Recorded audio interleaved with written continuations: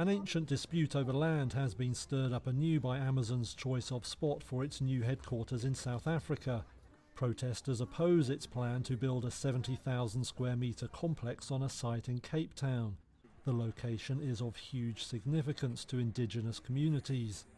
500 years ago, the Khoi and San peoples drove back Portuguese raiders on this spot.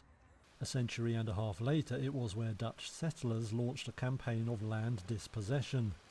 Now protesters want the history marked, and not with an Amazon office. Torek Jenkins was among leaders of a protest march.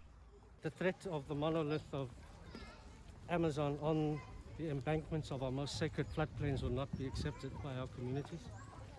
That this is a place where the first frontier wars were fought. It is a ground zero precinct. And what we want is a World Heritage Site. The riverside property was previously home to a golf driving range and bar. A small plaque is the only indication of its importance. But it's now set for a major development, with Amazon as the anchor tenant.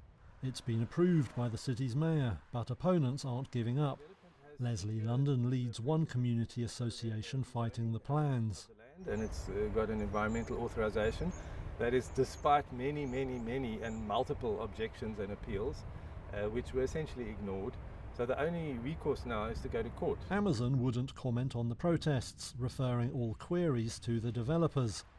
They say the project will create thousands of jobs and feature an indigenous garden and heritage centre.